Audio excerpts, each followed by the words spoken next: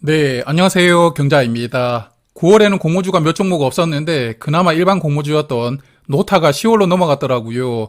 그래서 이제 9월은 스펙 두 종목만 남겨두고 있으니까 오늘은 두 종목의 청약 조건에 대해서 간단하게 정리를 해보았습니다. 자, 삼성 스펙 11호는 지난 금요일부터 청약을 시작했더라고요. 월요일까지 청약이 진행되고 환불금은 수요일에 돌려받습니다.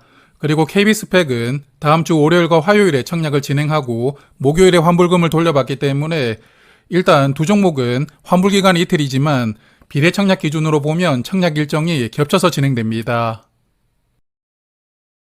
그리고 상장일을 보니까 9월 30일로 예정이 되어 있더라고요. 명인제약이 상장하기 전날에 두 종목이 함께 상장할 예정인데 아무래도 함께 상장하다 보니까 두 종목은 TV가 엇갈릴 수밖에 없는 상황이라고 생각되거든요. 그래서 상장 일정이 조금 아쉽게 잡혀 있고 여하튼 이 부분은 잠시 후에 조금 더 말씀을 드리겠습니다. 자, 그러면 한 종목씩 청약 조건을 살펴볼 텐데요. 먼저 삼성 스펙 11호부터 보면 500만 주를 모집하고 100억 원을 모집하는 스펙이거든요. 사이즈로 보면 소형 사이즈로 분류해 볼 수가 있겠고 공모가는 2,000원 스펙이고요. 그리고 주관사가 삼성증권인데 일반 고객은 3만 주까지 청약을 할 수가 있더라고요.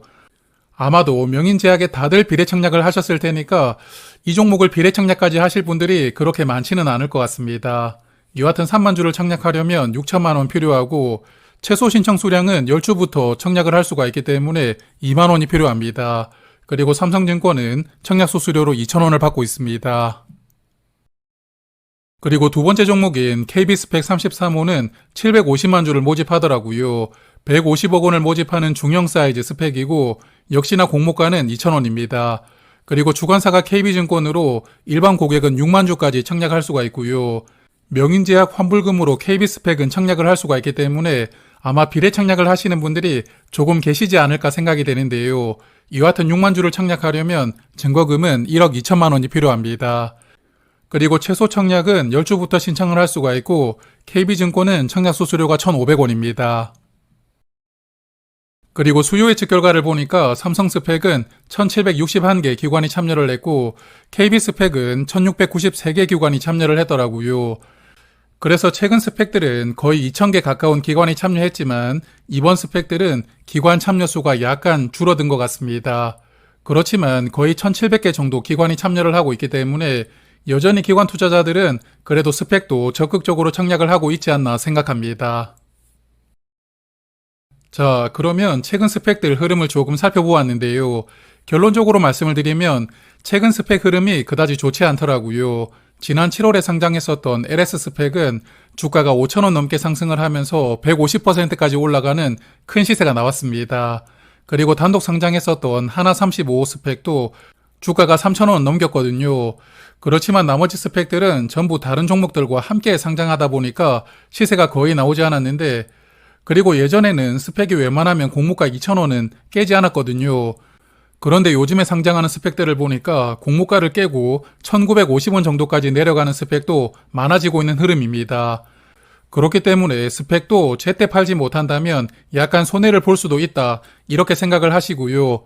청약을 판단하실 필요가 있겠습니다. 그리고 앞서 말씀을 드렸지만 삼성과 KB스펙은 함께 상장하기 때문에 상장일 변수가 있는 상황인데요.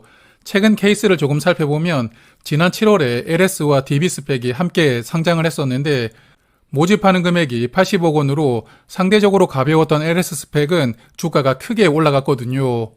152%까지 올라가는 큰 시세가 나왔지만 DB스펙은 공모가 근처에서 출발했고 거의 시세를 보여주지 못했습니다. 그래서 이날은 두 종목이 정반대 상황이 나왔었고 그러므로 함께 상장한다면 모집하는 규모가 조금이라도 적은 스펙이 조금 더 유리하다고 볼 수가 있는 그런 결과라고 생각합니다. 그러므로 두 종목 중에서는 삼성 스펙이 조금 더 유리한 결과가 나오지 않을까 예상을 하고 있는데요. 삼성 스펙은 100억 원, KB 스펙은 150억 원을 모집하기 때문에 모집 규모도 조금 차이가 나는 상황이거든요.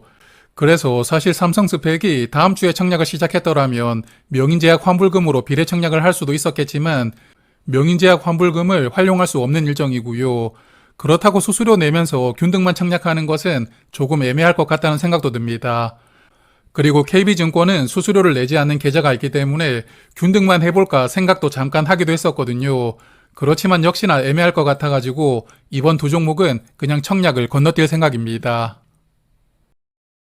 자, 그래서 이렇게 9월 공모주는 막을 내리게 되었고요.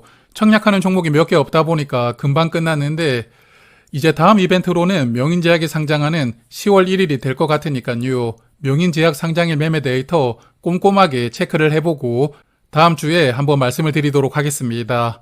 고맙습니다.